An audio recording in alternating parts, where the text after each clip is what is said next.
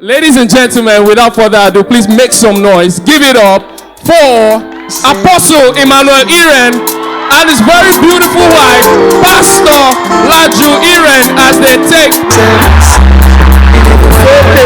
Pastor is not a doctor, but see drip.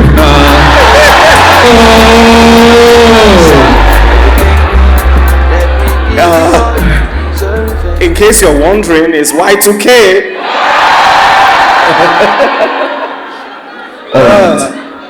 Right now, I'm not going to be doing this alone. To moderate this, I have also, you've seen her today already. She's moderated the first session. She's about to do this again with me. Please put your hands together for Pastor Deborah. Okay, we're here. So sorry. So we want the attention to be on the people knowledgeable enough to this. Put your hands together for SLK. The first time he emceed Young and Free was 2015. He was single. It's 2026. He is still single. Consistency. You taught us consistency, sir. And he has the temerity and audacity to ask me to matchmake for others. Meanwhile, he's the one that really needs it. So let's see how the Spirit leads today. SLK, what's your genotype?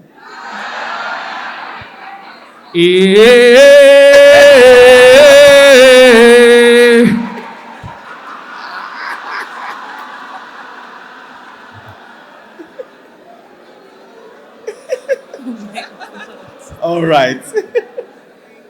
All right. So we're going to be asking some questions. Pastor P-Debs will take over right now. Yeah. All right. Are we ready for this panel conversation? All right. We're just going to dive. Can you stay in a place that we can actually see you? Because we can't see the screen. We're going to read the questions to you. I know. I want to be able to see your face. All right. I think it works that way. Yes. Okay, so this is better. All right. So we're just going to dive into the very first question. This person says, how do I know I'm ready for a relationship and not just trying to fill a void or escape loneliness? Very direct, straightforward.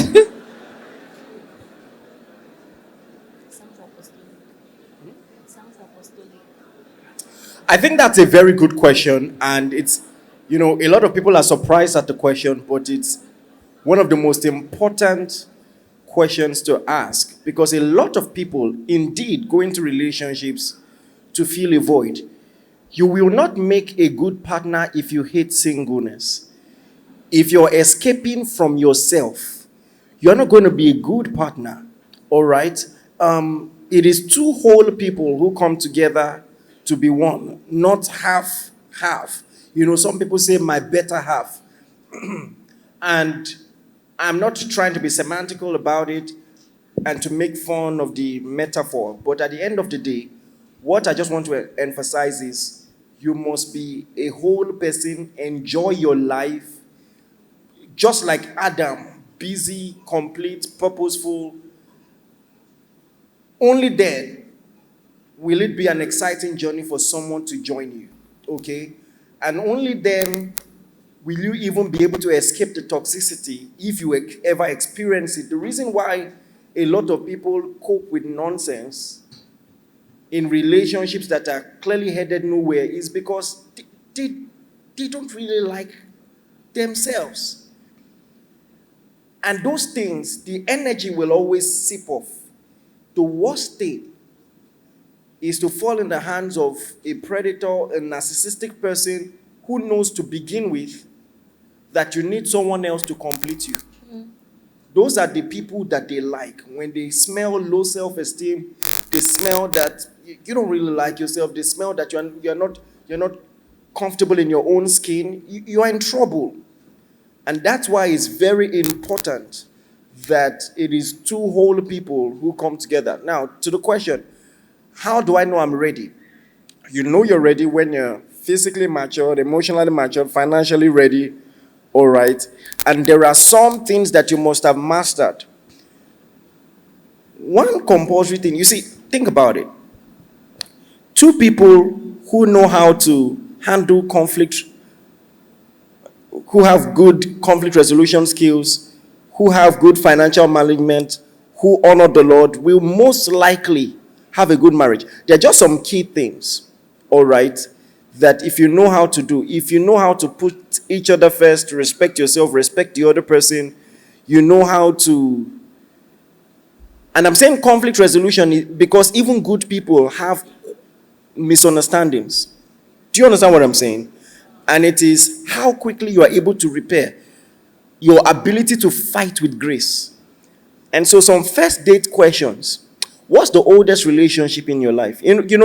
Now, make no mistake, there are some people that due to circumstance or happenstance, they don't really have long friendships. Maybe you relocated or anything, but it will help you to give you some succor to know that this person has a friendship of 10 years running. Some people are just used to changing friendships like clothes. They fight everybody every 2 months, and it's always the other person's fault. Another question you might stylishly ask, how many times have you been in a physical fight? I just want to know. I just want to know. And then what happened in all those instances? Because many times the greatest prediction of future events is past events. So I think it's a brilliant question to ask. Am I trying to fill a void? If there is a void in my heart, I must heal first before I enter any relationship. Otherwise, the relationship is already a disaster waiting to happen. Because now you are depending on somebody to heal a wound that they don't even know about. And you're going to bleed on the person every day. And, just keep seeing everything that the person says and does through the lens of your heart and your past mistakes. And seeing the person as your ex that the person doesn't even know about. So I think is a very brilliant question, and every one of us should take it seriously. That's what I have to say. A round of applause. Yeah, so the next question. When my partner has habits that frustrate me, that's the person that asked the question. How do I address them without becoming controlling or overly critical? Okay, let me take that. Hi everyone, good evening. So good to see you all, so glad to be here. Alright, someone said wish and glory. Alright, so in response to the question, I think that you will most likely catch more flies with honey than with vinegar. And I think that many of us are very good at communicating grievances, but not as good as giving compliments. One thing I've realized is that if you compliment your spouse when they do well, they are more likely desirous of doing well, so you can compliment them even more. I think the mistake some people make is that they don't compliment this person when the person does well, but they are very quick to comment when the person doesn't do well. So a good place to start from first is when things are going right, be very generous with praise. If, like, many people did not really have that growing up. So for them, they're like, why should I thank you for something as basic as this? Why should I tell you I'm having a good time? Why should I always tell you I love you? Like, I told you I loved you the day I toasted you, it has not changed. But really being intentional with your words when the going is good, that's a good place to start.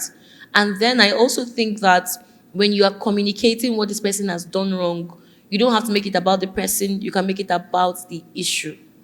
As opposed to you are, it is this particular thing. I don't really like this thing in particular, like I love you, but I don't like this. And it's important that you are able to communicate grievances, because if not, when you allow those things fester, bitterness begins to fester and affect the relationship. So you have to learn to be intentional about your choice of words, be intentional also about the timing. It doesn't matter what you want to tell my husband. If you wake him up from sleep to tell him, it will not work. It's not going to work. So be intentional about the timing, be intentional about your tone of voice. And then I think also when correcting, it's also important to be intentional and true to yourself about what you're saying. Instead of saying, you are behaving like you don't love me, you can say, I wish you called yesterday. You see, those two things are very, very different things. But when you say you're acting like you don't love me, the person now says, what about when I did this, and this? And then you say, what do you mean? Now you're mentioning money. Is money love? So it's always important that you communicate clearly what you're trying to say. And don't feel like you have to say it over and over and over and over and over again to be heard. But say it, and then sometimes you give the Holy Spirit space to work. But I'll yield the floor to my spouse.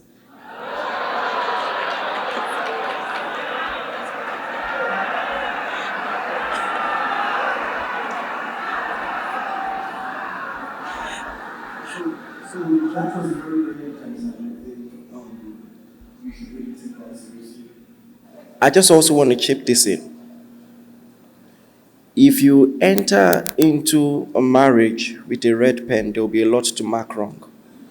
So in relationship.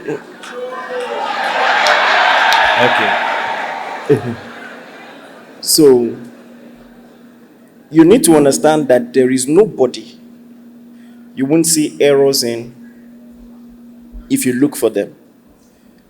So having a perspective of grace is just very important. That's just what I want to say. And in the execution of grace, there are things to know. It's not just about stating the problem. If you want a solution, there is a way to go about it. There is a way to win with men, for instance. There is a way to win with women. And guess what? A lot of women already understand this. So, if you saw two people, maybe newbies to relationship, and the guy looks at the girl and does, and the girl says, what's that? And he just goes, oh, I just noticed you're getting fatter. Wait a minute. Now, you see that reaction? Because you know that there are some conversations that must be filtered in a relationship. You get what I'm saying? You don't just enter into it. You are a novice as a guy if you just make comments about your woman. You know, I was counseling a couple.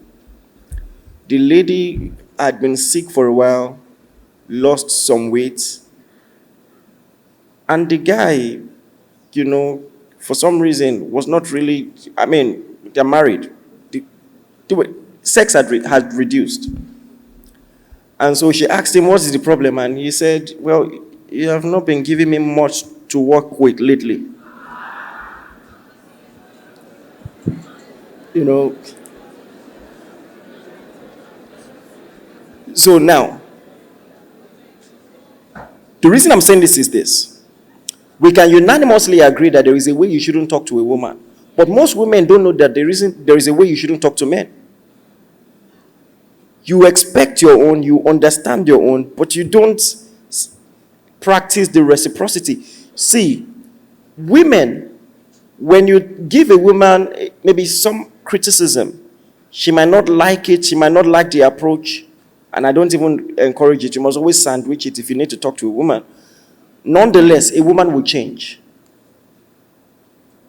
Because that opinion changes her.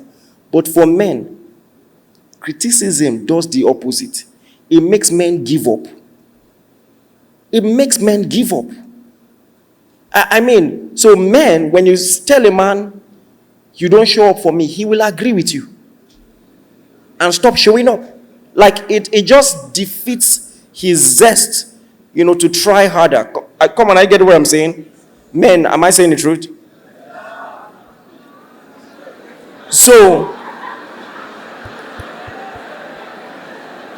Listen, that's important feedback.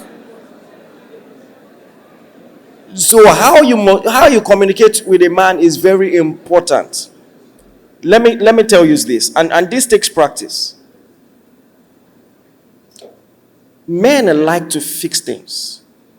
So state the problem without pointing at him. What do you think we can do about this light problem? He likes that. You not say, oh, I'm going to do this good, I'll call this person now, this, that. If you stand somewhere, something is broken, and you just stand in front of it and say, how can we fix this? You know what to do. Here is something else you can do. You can say, you have not done this, or do this right now.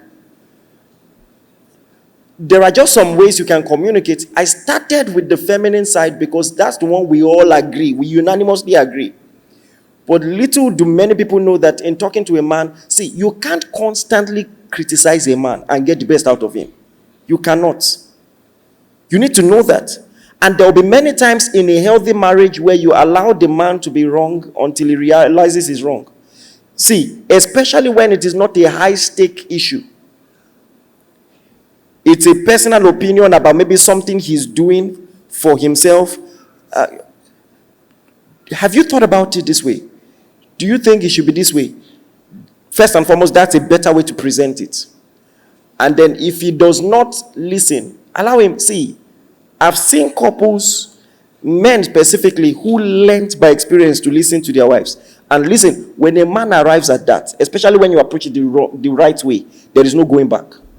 No going back. By himself, he will tell you, let me talk to my wife. I will talk to my wife and get back to you. I've seen many instances like that.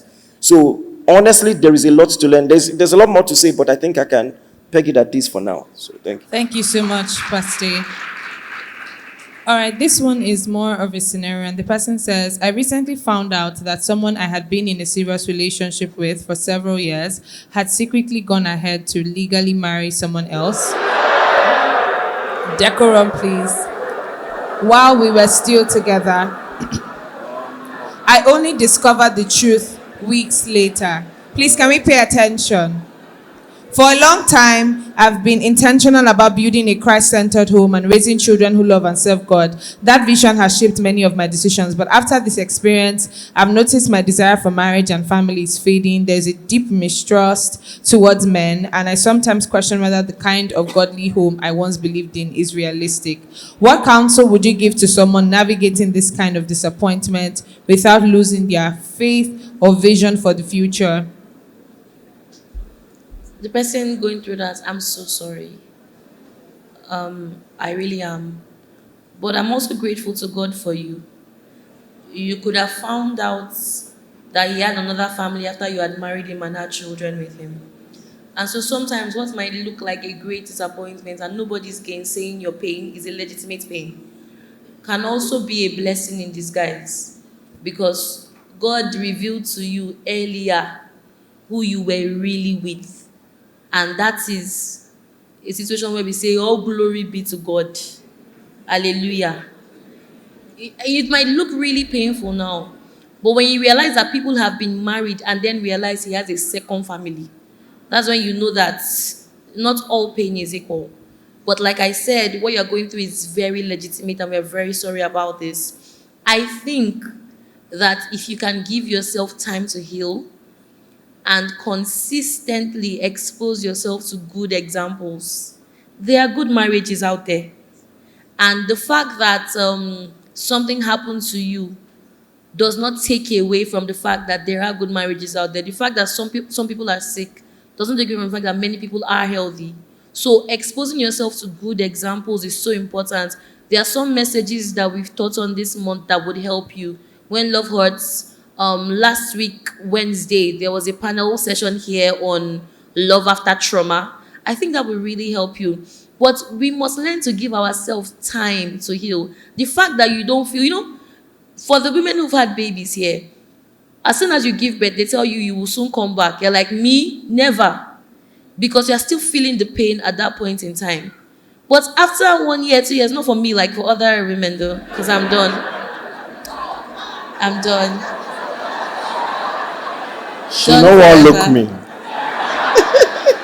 I'm asking a question, I sir. mean, anytime you're But for ready. many of those women, Anytime. this is young and free, not young and pregnant. Back to the point. Let's focus. But for me, wait, calm down now. For many of those women, when the pain subsides, they are even the ones telling their spouse, "Let's go again." I said that to say this. Don't make. I don't go here. Don't make permanent decisions based on temporary situations. It's a temporary situation. When I see people who maybe have had really difficult experiences, I'm reminded of Joyce Meyer. When she was about 35, she had had a history of her father sexually abusing her until she was about 18. She had that, and then because she wanted to escape that situation, she rushed and married somebody else. The marriage didn't work. She had a son. And it's when she's in her mid-30s that she gets to know the Lord, that she meets the man she would eventually be married to for the next 50 years. And then, after that, she has 4 other children. So it might look like all your life has been pain, but the truth is your life is only just beginning. Where you are going to is greater than where you are coming from. And your future is greater than your past. So own it. Own the future that God has destined and desired for you. And understand that in Christ, no pain is wasted. Because later, when you are fully healed and you are married to someone that has sense, and you have your children, your grandchildren, and you are thriving, and you see somebody else in that same situation, you will tell the person, "I was there, but look at me now. And God who did it for me can also do it for you." But we must let God heal us and allow Him to restore us. So I'm not saying you should jump into the next relationship just to test your faith. Don't do that. Don't fall in love to heal. But I am saying that there is opportunity for healing in God. The Bible says that He heals the brokenhearted and binds up their wounds. So God can put you, when you did your final year project, for those of you who did it yourself, and you went to print. I don't know if they still print. They still print 4 copies. When you went to print, you realize that when you first of all print everything, the papers are flying around, everything is scattering. You're like, where is my chapter 1? Where is my chapter 2? But when they bind it together, you can shake it. I saw the one from my master's almost 10 years ago. You shake it and it still looks whole and complete. That's what God wants to do with your life. So allow Him to do that. Somebody cannot break your heart, then break your heart for the future again. They can't get you twice. They've gotten you once. Allow God heal you. Wow. Please send your questions to the link bit.ly/YAF questions. YAF is an uppercase, so please send your questions to bit.ly/YAF questions. The next question. All right. The next question: How do we discern between normal relationship challenges and serious red flags we should not ignore?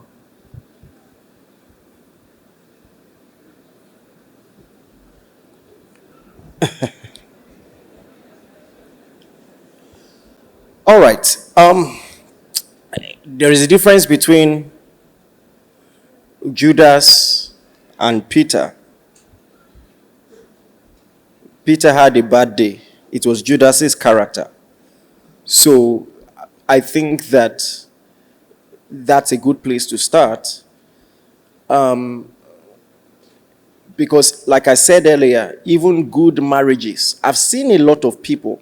And in fact, that's the reason why I made the movie What About Us? I did that because I've counseled many good marriages that went through very tough patches, okay?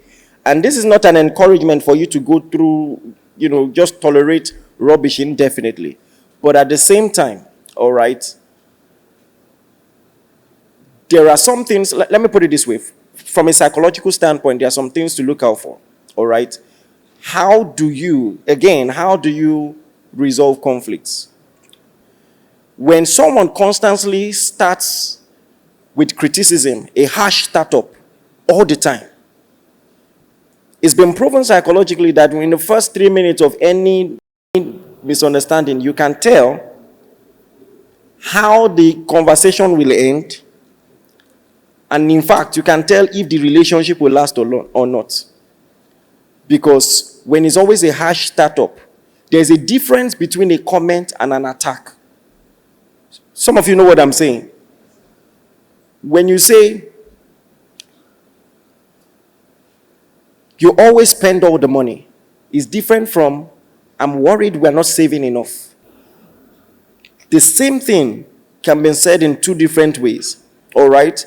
And how you respond to that, how the conversation emerges from there, will tell you a lot. But anyways, when it comes to red flags, I'm talking about the things that outrightly disqualify a person. Of course, signs of violence. Did you see that trending video of a man on his wedding day? I don't know what the wife did. He just hit the wedding cake down.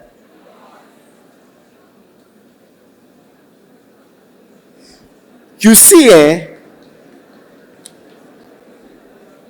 when people show you who they are, believe it all. Believe them with all your heart. See, let me tell you something. Because people like that, predators, manipulators, narcissistic people, they really like church people. Because church people don't understand how to practice forgiveness in the proper context. They don't know how to disqualify people who need to be disqualified. So good. They don't know how to love from a distance. Forgive but go away. Yes. They go now. They go now. You know, and that's part of what we keep saying when we say marriage is a business decision. You are constantly checking for all these things. Signs of physical violence, extreme financial irresponsibility. With all your savings, carefulness, somebody can wreck your destiny. I'm telling you, your partner can wreck your entire destiny. Use your life savings to gamble. I'm talking about things that have happened. All right?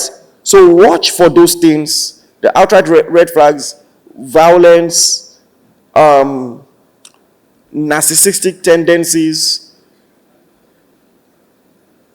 someone who has no regard for anybody, no powerful figure who can call him or her to order, and things like that. Listen, and then serial cheating. See, listen to me.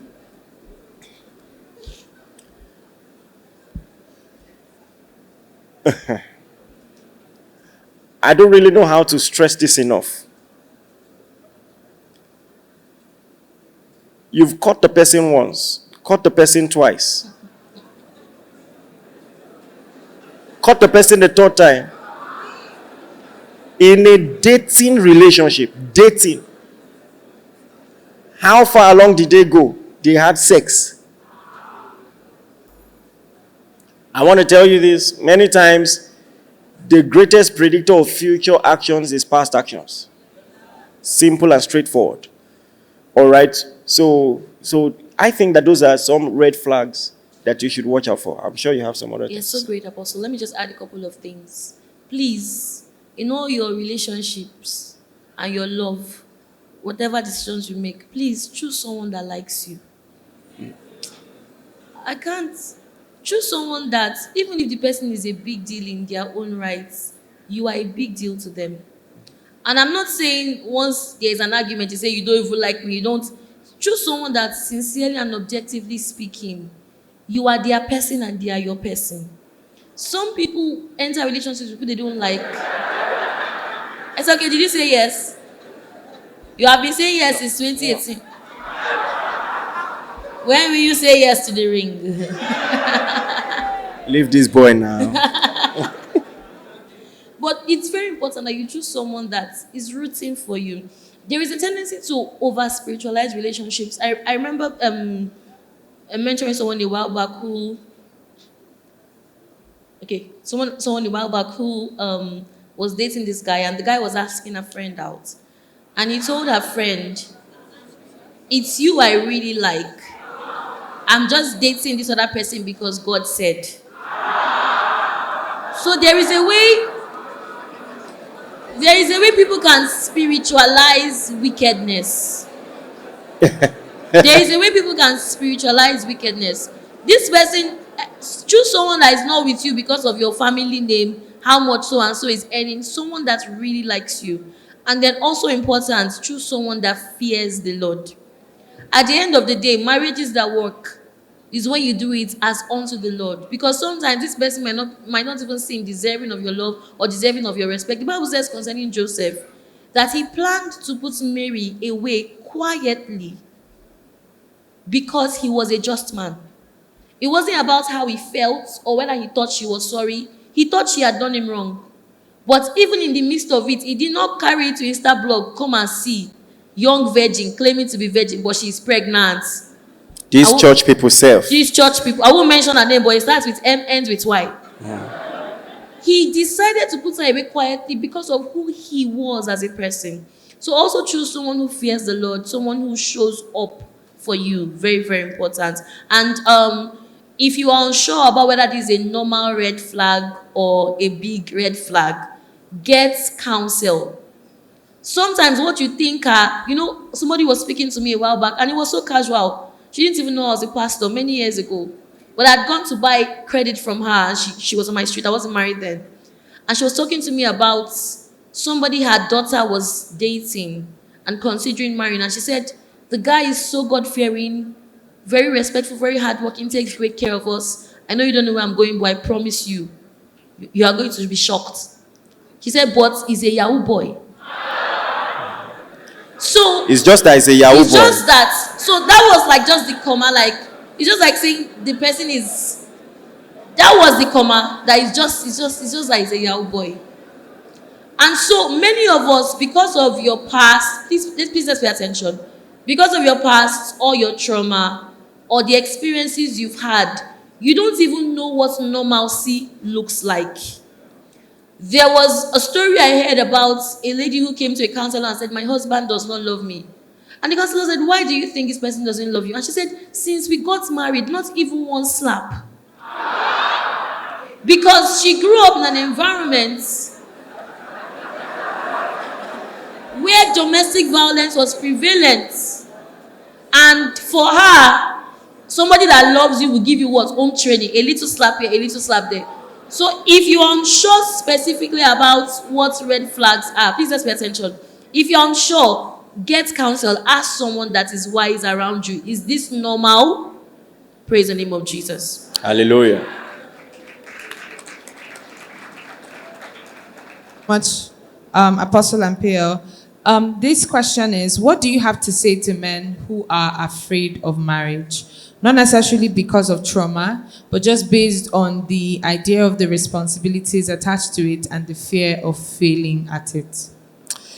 You see, this is something that is very hard for women to comprehend.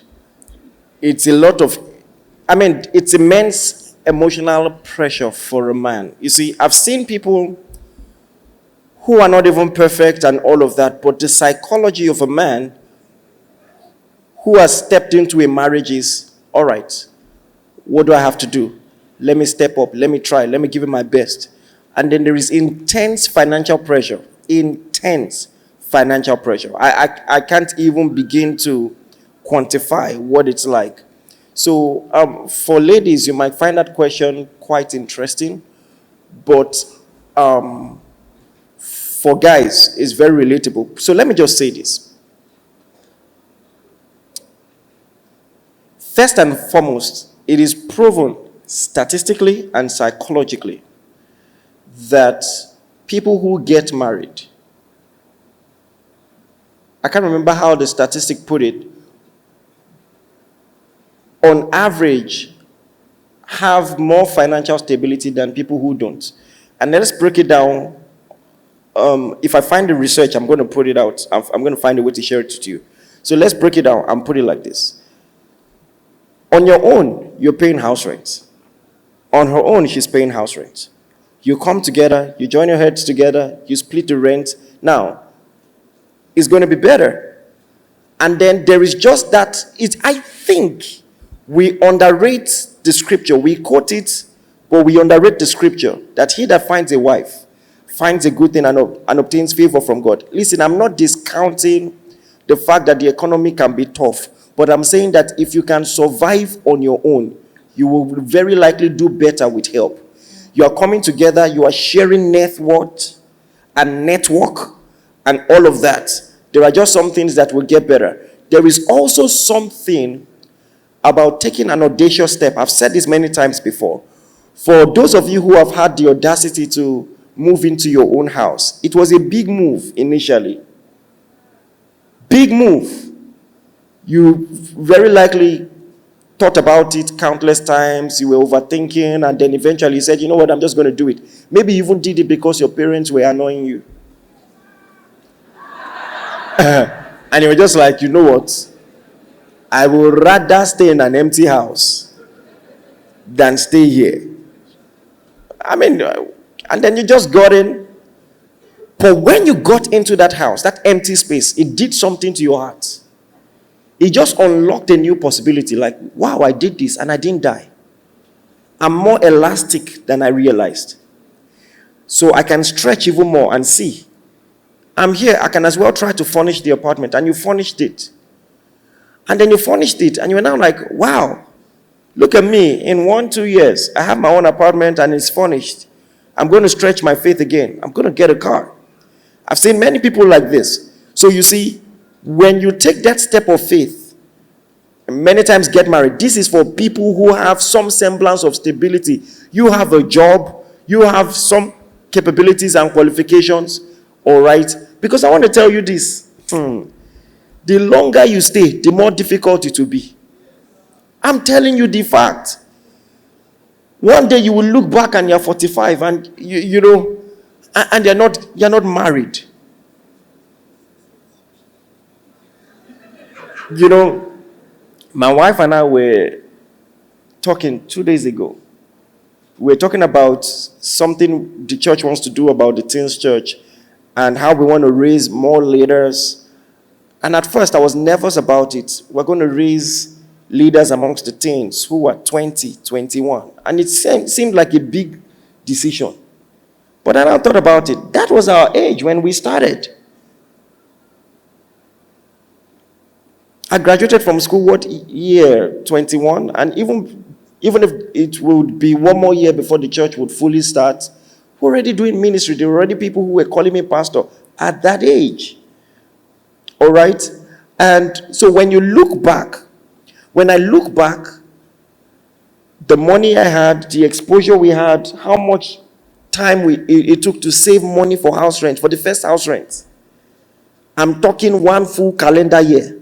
2 years. Actually, 2 years. Because the first year we saved only 100K, so it wasn't enough. So we had to go the second year and try to save the 300K. I mean, these people standing in front of you, sitting in front of you, that was our reality. Do you know how broke you have to be for 2 people to save 100K in a full year? And we're engaged though. Yes. I mean, guess what? At the time church had started, my allowance was 2.5 weekly. And that's why, oh, Jesus Christ. When God is blessing us now and you're angry, the judgment of God. You know, and all of that. And see, let me tell you something. If you have a track record of hard work, responsibility, you have something that you have mastered, a skill that you have acquired, a job that is at least stable to a good degree, all right? You can feed yourself. The lady you are about to get married to can feed herself. You are good to go. That's my opinion. What do you say? And I'll just add to that many times fear might not be a bad idea if it propels you into preparation. I think that more men can do better when it comes to preparing for marriage. How many relationship books have you read? How many relationship messages have you listened to? How well would you say you understand women? So if you invest in knowledge, the Bible says that by wisdom a house is built, by understanding it's established, and by knowledge it's filled with rare and beautiful treasures. So use the season to get knowledge about how to make marriage work. And then for the people who are considering marrying early, but there's a financial aspect to it, I think it's important that you learn how to plan ahead. So for example, once we realized we were pregnant with edema, we went to find out how much for regular delivery, how much for CS. They told us. We started saving every month. Aggressive saving. Aggressive saving every month. We had put some money aside. And then I remember trying to push Edima. And they said, if she does not come out now, we're going to do CS. Hey? Ain't nobody got money for that. As I heard that one like this, she came out. The Bible says, by faith, Sarah received strength to conceive. But 250K, how much was it? yes, I think they said regular delivery save 120. Then for CS you might need to save like 250 there. 250K. But eventually we went with what we had, and we had enough for even her birth in her delivery, but she happened to have jaundice. And our parents now helped us and supported us in that regard. God bless them. But we were prepared. We didn't say we don't have anything. We don't have just a little here, a little there, cooperative from the office, things like that. So once you start, there is always a way. So have that in mind and don't be afraid. Because like Apostle said, then 2-bedroom that wanted to rent in Ago was 300, I mean 350K. Now, so the longer you wait, the more. I mean, think about it. It's not getting easier. It's not getting cheaper. It's not. It's not. And let me tell you this. You may be a Christian, a churchgoer, but you are still... Can you listen? Yes, sir. You may be a Christian and a churchgoer, but the lens you use to look at the world is still a worldly lens. Yeah. You are comparing yourself to people. You are using social standards. I mean, I saw a video today where one guy with his wife by his side was saying he didn't approach her then because he didn't have money. He was still driving a Camry. You know, so, and I'm not even here to comment on that. All I want to say is this. Please, I beg you, take your destiny seriously. Don't compare yourself to others. Come on, I get what I'm saying. Many times you say you are not ready because you are looking at other people who you think are better prepared than you are. So there will be need for contentment. I bless God that I married a woman who never put me under pressure. Never. I'm telling you the truth. Never put me under pressure. You know, what we could afford, we could afford. Do you understand what I'm saying? So when you have somebody like that, please go ahead. When you have unrealistic carnal dating standards, that's when you go fear now. Some of those people I see on podcasts, if you want to date them, you'll be afraid. It reached to fear. Your life is in danger. Because their goal is to finish you, and they will move on. They will move on. So yes, it's understandable, but please, just take your life seriously, trust the Lord, and then do it afraid. Thank you so much, Apostle and PL. This next question says, all my life I've been seen as an object of physical attraction to men.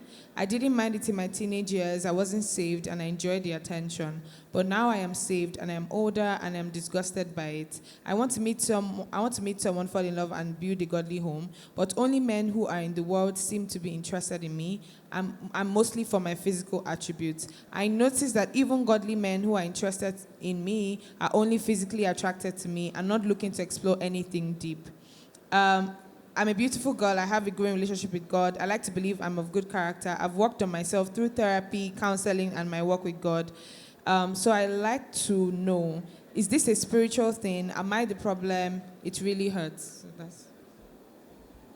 Hi, everybody. Wow, that's a lot to unpack.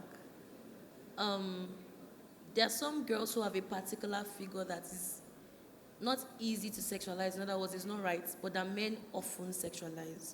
And I've known people like that, and it can be very challenging. But you need to also have, I'm not saying that people catcalling you or only wanting to be in a relationship with you is a good thing. That's not a good thing. But I'm saying that whoever is going to date you for your character will also be attracted to you physically. And you must have a mindset that not all physical attraction is evil. It's very important that you get that. There's going to be somebody who loves your mind, who loves the way you think, who loves your values, but the person is also going to be attracted to how you look, because you also need to be attracted to the way that person looks. Now, if you find yourself in situations where people are only after the physical, I would recommend that you change your circle. The people you're following online, the people you're hanging out with, what you wear. Please listen. I'm not saying that people should take advantage of your body and make comments because of what you wear. But I'm saying that there is a way you can constantly post thirst straps, dress in a particular kind of way that will attract some kinds of people. Do you get that? So you must also be able to present the parts of you that people didn't even know about. When you are posting, let's see more of your intellectual thoughts, the causes you stand for, the faith you profess. So you must also learn to put your voice out there so that people can know that there is more to this person than a nice figure. But I'm telling you, if you spend more time around good church people, granted, somebody said church is a hospital. Some people are responding to treatment, some are not. But if you spend time around good church people, there might be one or two that will have scoring. But there will also be that person, those people who look beyond just how you look. But don't demonize all physical attraction, because whoever you marry will still be attracted to you physically, and you probably also still be attracted to them physically. But changing your circle, having more Christian friends, I think that those things will really help and go a long way. And then when you meet someone you like also, I'm not saying it's on you or it's your fault. When you meet someone you like, don't put your physical attributes at the forefront. Don't be in a rush to be physical in one way or the other, or talk about your body in one way or the other. So as much as possible, if you've been in the world for a while, you might not even know that you present in a way that's not as platonic as you think. I'm not blaming you, I'm saying, for example. So learn to have other conversations and change your circle. Very good one. And I just want to say this. There are many things that people will pay money for, speaking like in commercial terms. There are many things that people will pay money for that they will rather have for free. And this is what I mean. All your valuables in your house, you keep them locked. Isn't that true? So what I'm trying to say is, when you have something beautiful, something that a lot of people treasure, but that should not be trivialized, you are now going to make it inaccessible. That's what you do. Because God did not make a mistake making you beautiful. You can't blame God for it. And I can even make an argument that you shouldn't be unthankful that God gave you those attributes. It's a good thing. Come on, do you understand what I'm saying? And so, if everyone is drooling about it, well, you are free. But at the same time, just make sure that you are not easily accessible. Put some boundaries in your life and look away from, now, I don't know if you remember the day we were on a date. This was 2011. I was taking you to KFC, and there was this pervert of a man. Do you remember? At the fuel station. He was just looking at this babe like this, lost, walking and looking. It was as if he wanted to enter. I said, Chairman. This one, red-handed. Eh? I can't even remember what he was. Red-handed. He said, sorry, bro. Sorry, bro. He had to apologize. He knew this one was not red-handed. I catch him. He was lost. So, unfortunately, the world is full of people like that. But guess what? Even perverts don't treat all women the same way. They will come at you with the same perverted energy, but when you can immediately put them in their place, and they will know how not to talk to you going forward. So good. So good. So good. So they will know how not to talk to you going forward. When you walk, just imagine you're new at a job, you just got a job. They will usually throw some things to, you know how they do now, to test you, to see where you stand. Mm. Some will just hold your waist in a totally different way. And when you say, I don't like to be held that way, they will say something foolish like, I get your type for house. See, listen, even godly women, you must have like 7 polite insults. Rehearse it. Practice the scenarios. Because at least once in your life, one idiot will come your way. Some of you know what I'm saying. Yes, sir.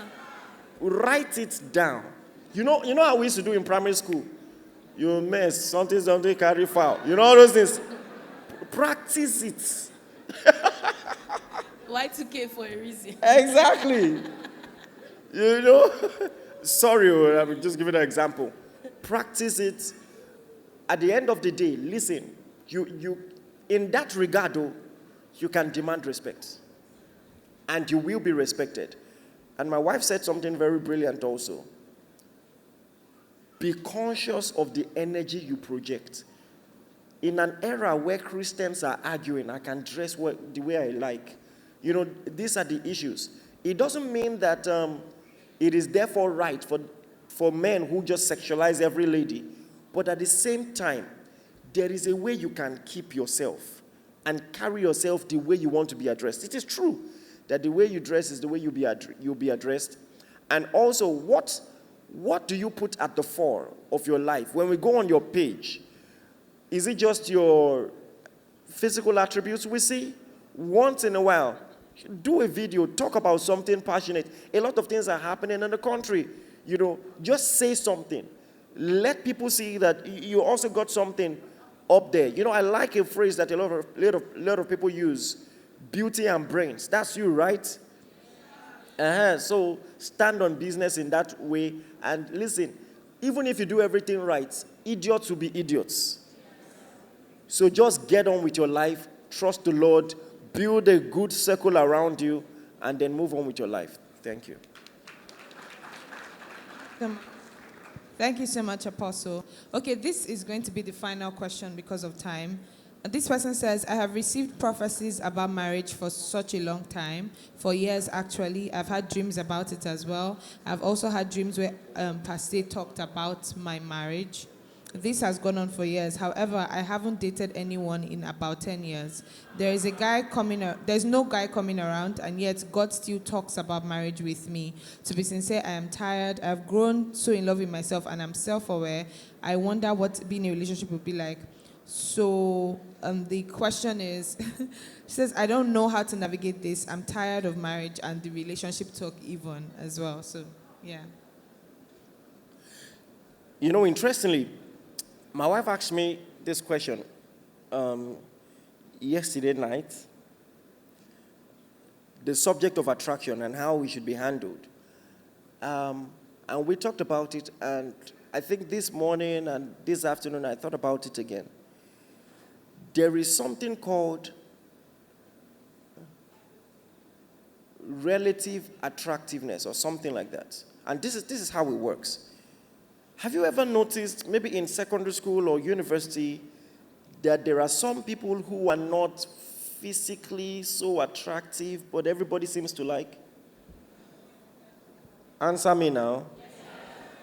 And you've always wondered, well, why is it like that? And what are the things that make it so? Let me give a business example. Because marketers even use it to influence buyers' decisions. Two people sell hot dogs.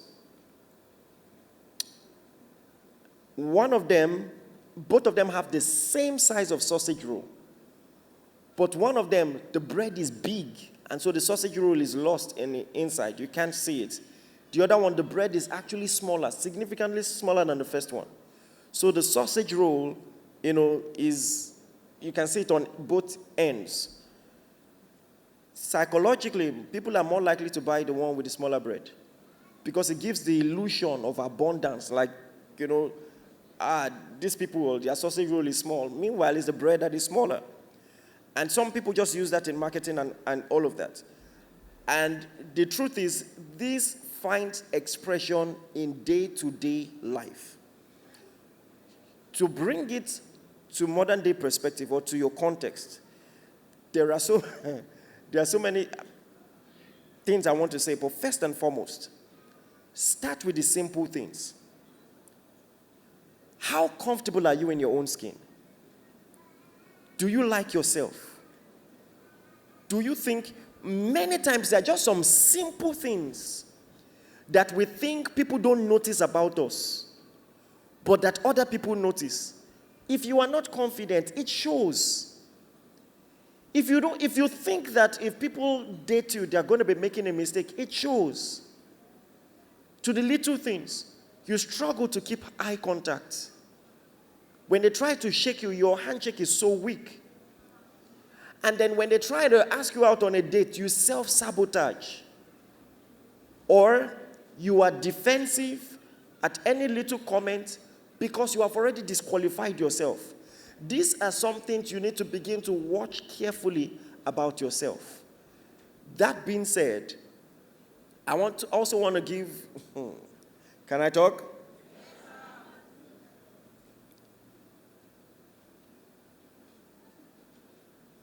Sometimes change your environment. Change your environment. Try new things. Whilst you're waiting, go for a master's program or do something. Change your environment. Sometimes that works. And it's been proven psychologically. See, even the concept of relativity, I don't want to go into proper psychology, all right? But let me just say this.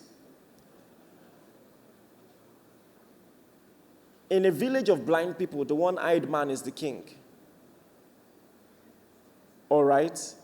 And sometimes it is just where you are, that makes people not to really notice you. Do you understand what I'm saying?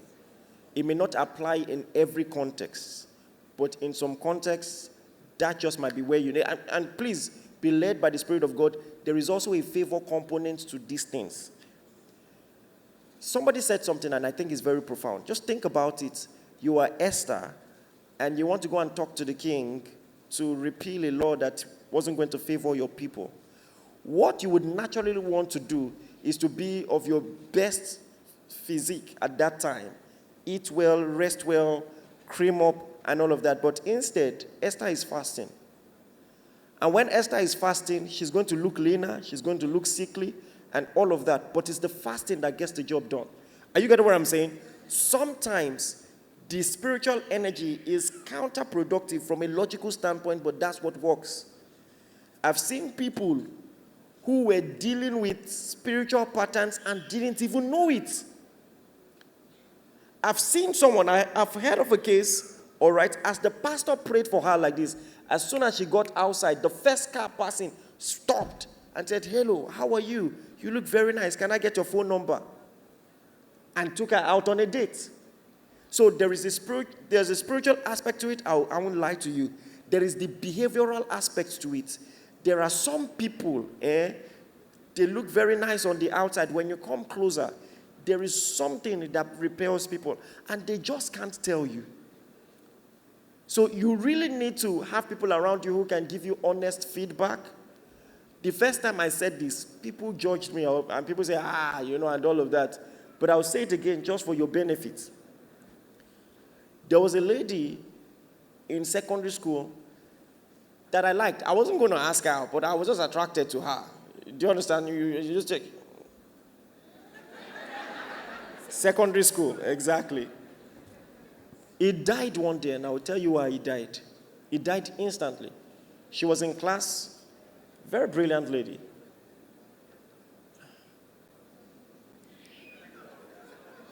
And she dipped her pen into her ear. Roddy, drew out very big wax. And she left it on the pen and continued writing. I was seated by her side. See, it be like say, they pour me what the thing, the feeling died on the spot. From that moment, never to return. So, maybe you need to ask people honestly, all right? People who care about you and love you. Start there. Some of you brush, you spend all the time on the teeth. It's the tongue that smells. Brush the tongue. I know it's at the talk. Brush the tongue. Look out for yourself. Again, like I said, there is a spiritual component. There is the behavioral component. See, attraction is not just in dressing, it's in the way you carry yourself. Do you believe what I'm saying? And you can get better at those things. All right? Read books so that when you have conversations, do you understand what I'm saying? There'll be things to talk about. And this works for both genders too. All right, I must add. Especially in 2026. It doesn't matter the way you were born. There are some things you can do to improve your appearance. If I knew they were going to ask this question, I was going to show some images. See, if you have good dentition, you are going to improve your attractiveness by more than 10%. Just dentition. And that one, you can work on it. You can work on it. I've seen many people, maybe there was an accident, you fell or something, or it's just genetics. All right, there are some things you can do to put your... Come on, I get what I'm saying? I know these are the things we don't talk about in church. We just pray for you and say, favor, take it. You know? And all of that. But there are some things on your own part that you can work on. Whether you like it or not, people look out for those things. Come on, now you get what I'm saying? And at the end of the day, you can't marry yourself. Mrs. Awoshika, sitting on this very chair, this morning said something. It's a general rule in life. The things that are beyond your control, embrace them. It is one thing to be single, it's another thing to be depressed. You can't marry yourself. Be at peace, trust God, trust God's timing. Come on, are you getting what I'm saying? And that's it. Another thing I want to quickly mention, I'm going to hand over to my wife.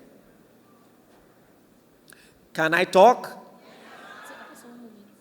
So we decided we'll just take 2 in-person questions. So while Apostle is speaking, just 2 people, you can just walk to meet PDM. Just 2 people, please. I said, okay, just 2. Now, do I have your attention? The reason why a lot of people are single is because the people they want don't want them. Bridge, sir. And many times we have unnecessarily unrealistic expectations. Remember the lady we asked, what kind of man do you want to marry? She said she wants someone who is a medical doctor, who is British, but can speak Yoruba. So mixed race, right? But then he has to be British on the mother's side. Then Nigerian no joke, on the father's side. She should have a surname like Tokumbor. Then it should be some fair, of you but not will too watch fair. movie and build a fantasy in your head. A fantasy that has nothing to do with what makes a successful marriage. Listen to me. Many times, the man of your dreams, you will join the person to build him. No? Sir, please, you need to say it again. Let me say it again. The man of your dreams, you will join him to become that man. You will build him to become that man. You know, it's comfortable to see a finished product and like the person and all of that. The truth is, some of you were surprised to hear that I was broke when we got married. I was. Come on, are you listening to me? So have realistic expectations and don't come out from that fairy tale fantasy and really trust God and choose right from the people that God is bringing your way by Kairos. All right. Yeah, I think you've said it all, sir. Let's take the questions. I want to ask, how do I learn to love? Because, How do you what? Learn to love. so I'm saying this because for platonic friendships, it's not really hard for me. But when it comes to romantic relationships, it's very hard for me to detach easily. Like, once I just notice something, I can flip very fast. So I it's don't- very easy to detach. Yes, it's very easy to detach from the person. So this has been going on for a while, and then I kind of discover that I find it very hard to love and invest in romantic relationships. Can you answer as to whether your parents were critical of you growing up? Were they? No. They weren't. Are your parents together? Yes. What's your position in the family? Are you a first child? Third, You're the third. second girl. Interesting. My next question. Did you have any relationship that scarred you that you have not healed from? Yes, but I think I'm healed from it.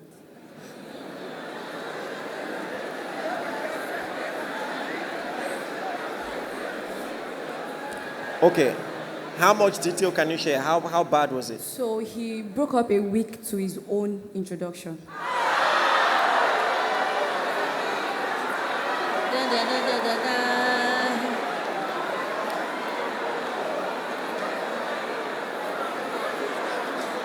Let me tell you something.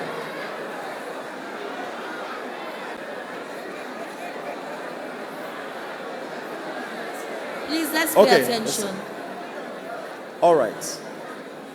Let me start with this. Please pay attention. Listen. One house, please. Please. Listen. Guys, you realize this is a real person standing in front of us who has gone through real pain. So this is not just a comic book you read and you saw something funny. Be sensitive, okay? So tell me about your friends, the platonic friendships you have. What's the longest you've had? 6, 7. 6 years. And very good friends. Yeah. So it's just romantic relationship that is the problem. So give me an example of something you saw that you just said, you know what, I'm out of here.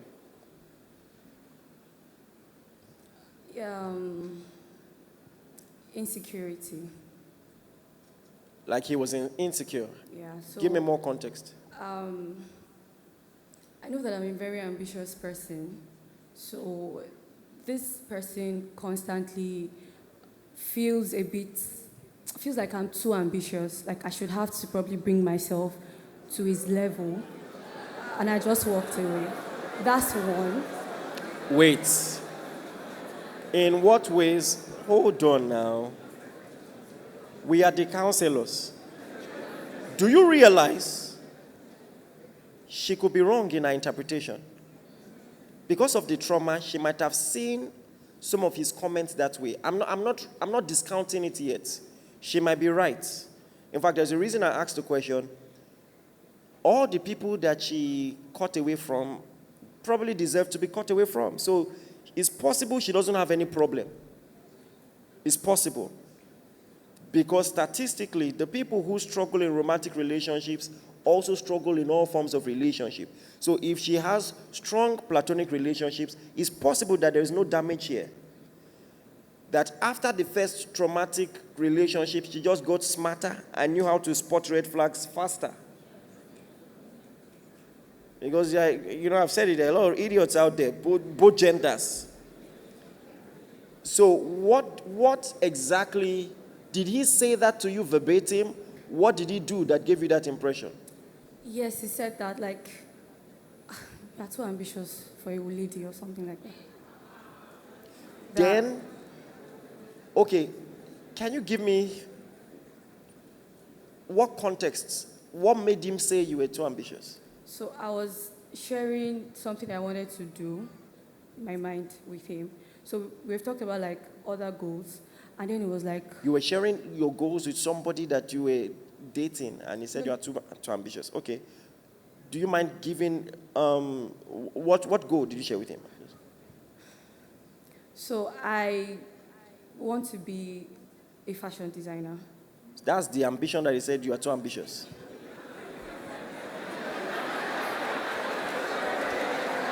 All right. Listen. Can you see why it's good to ask questions? My dear, I don't think there's anything wrong with you. Such a person, listen. Cutting it off. What you think is a problem might actually be a sign of high emotional intelligence. You can spot something with the smell. There are some people who have sensitive nose. Have you seen people who say something is smelling? And you say there's nothing until they check. So it might be a sign, because if you had married that guy, you would have seen shege all your life. Telling somebody who is supposed to be in love with you that you want to be a fashion designer is too ambitious. Please. So I don't see the problem here. You are going to find the right person who genuinely loves you, believes in your visions. You deserve somebody who will even be pushing you. You see this woman, I don't allow her to do small stuff. I don't allow her to do small stuff. So true.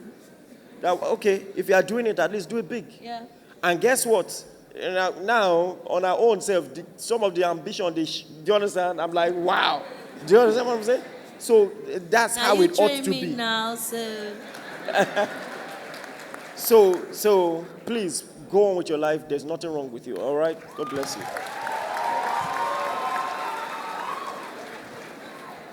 Good evening, Pastor. Good evening, Theo. Good evening, church. Okay, so my name is Glory. First of all, I'm sorry, I know there's no time. I want to quickly cite something. So I saw something on social media where a guy actually took a girl out and they were supposed to get ice cream. Apparently, the ice cream they were supposed to get was like 26K. And the lady said, oh, this is too much. Let's go to somewhere cheaper. And they went to get, I'm sure a lot of people have seen that. And then I've not seen it.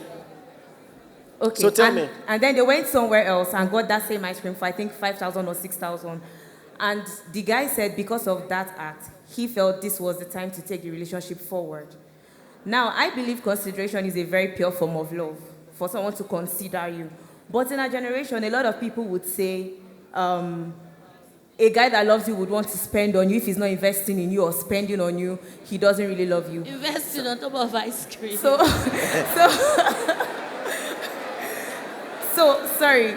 When I saw that post, I was just scrolling through the comments and I saw someone who I respect and look up to a lot. And then she said, any man who loves you would want to invest in you no matter the amount. So I am thinking... Investment, ice cream.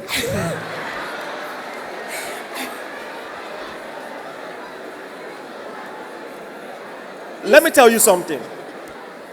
I'm going to give the floor to my wife. Listen to me. And ladies, if you are honest with me, you will admit it. Hopefully, I'm not referring to church girls, but maybe when you were in the world, there are some guys you don't really see a future with, but you want to spend money, so why not? But the moment you found somebody you were serious with, and you were planning a future with, if he's spending anyhow, you get nervous. Yes. That you want to spend our future. What's going on? The truth is, we lie to ourselves many times online. We know the truth. Anybody who's spending, you are not cautious of, you're spending anyhow, and you don't get worried, you don't plan a future with that. Most ladies, their reflex is to make sure the guy is responsible with the way he spends his money because they see their future with him. Very simple. I wanted to be sure what your question was specifically. Yeah, so my question now is, to a lady who is actually looking to, should I say, be with somebody, and you believe in consideration. I work, so I know how finances can be in this day and time. Would you say that if somebody loves you, they should want to like spend and invest like to that? All right. So the reason why I said invest on top of ice cream is not as if maybe they were trying to figure out what school should we put our children in, and they said let's go to a cheaper school, or it's a health emergency and it says 26K is too expensive, let's go to cheaper. So it comes down to priorities. Exactly. It comes down to what you value as a person. It's cheap girls that use things like ice cream to be judging future. Or things like, I find those things so weird. Because when you are doing marriage, where you are going to is long. So you can't use something like that scenario to touch on value. Do you get? When you are with someone, praise the Lord, when you are with someone, you want to be very intentional about what they value. There was a guy I was in the talking stage with before, of course, I started dating my husband. I'm waiting for you guys. All right, good. And you want to take me out one day. So we're at the bus stop walking. They give me side eye. I want to hear the story now. So we're at the bus stop walking to, just waiting. I think we're about to go out. And you know these people that come to ask for money, like these deaf and dumb guys that ask for money. And this guy gave them 5 naira. 5 naira. And I knew in that moment, I ought not to be here. Because he was willing to spend on me. Like, I didn't even know 5 naira, like, still existed at the time. So, when you're talking about money, the context is very important. If it's something that really has to do with destiny, future, if it's someone that maybe I don't know, how does he take care of his family? How does he take care of people in his life? What are the things he invests his money in? Those are the things that you should look out for when it comes to money habits. One of the things that really endeared me to my husband from when we first met, when I was in 100 level or 200 level, I started this NGO, and one of the first things we did was we fed all the security guys in school at that time. And we were feeding them when the money ran out. And I remember, I used to call Emmanuel then. He came with an envelope, 1,500. And it was 5 naira. Iran dollars. 1.5. We're not joking. We're not joking here. And he said, we just wanted to support you. Of course, he said it was the ministry, but I knew that it was him. He put it in an envelope and said, this is just to support what you're doing. And it really touched me. So when you're talking about investment, these are the kind of things you're talking about. No ice cream. So it depends on... Can I quickly say this? It is you see this thing we're talking about? Because there is an aspect to which this is relative. In the context, 26K is small for some people. In some contexts, what the lady did was probably wrong. God forbid, in some alternate universe, if I was single and I'm taking a lady out, and because there are some ladies like that, I want to buy 26K ice cream for you. Say, no, it's too expensive. Some people are too small-minded to receive love. So there is that. All right? But if it is coming from a place of a knowledge and an assessment of where the guy is financially, then that is consideration. But I want to say this. even when somebody has 500K, there are different perspectives of what is expensive and what is cheap. Listen carefully, those of you who are single. It's a very important thing to watch out for. What financial priorities do you share? Because for some people, listen, there are some people who will think maybe, even then when I didn't have much money, the type of shirts I used to wear were too expensive. Or right now, am I allowed to say this? The perfumes I buy are too expensive. But it's a priority issue. And financial compatibility is a thing. So that you don't tell a guy who has 3 million and bought PS5 of 700,000 that, what are you doing? See, some of these things can be relative. There's an aspect to, I'm just bringing a different dimension to this. Yeah. There's an aspect to which neither of you are wrong.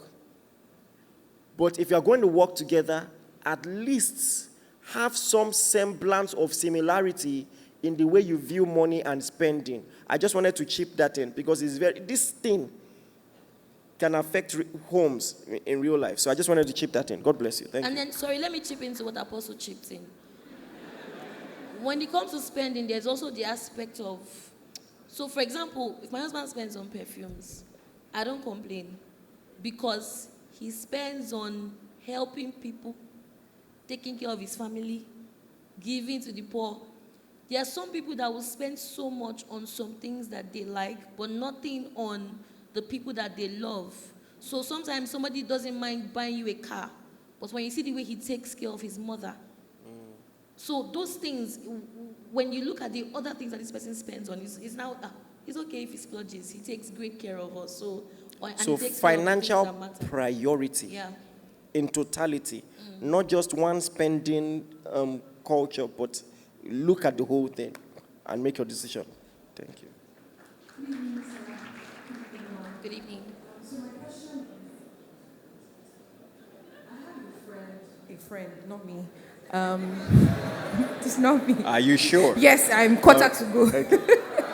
So I have a friend. She's in a relationship with someone, and they're like two peas in a pod. They're perfect for each other. But the problem is, she wants to cut the relationship because she's scared of giving birth. She feels like the idea of giving birth is a very traumatic thing that she doesn't want to ever go through because of the women she has seen around her, experiences, videos. But then this guy, on the other hand, he grew up as somebody who's a foster kid going from home to home, so he really wants to have kids. And so it's like a deal breaker. He's hoping that one day she changes her mind, but she feels like she doesn't want to stress him and continue the relationship. But then these people really love How themselves. old It's just is she? that thing. She's 21. Of course. Of course. Of course. She's pretty young. You see, let me tell you something.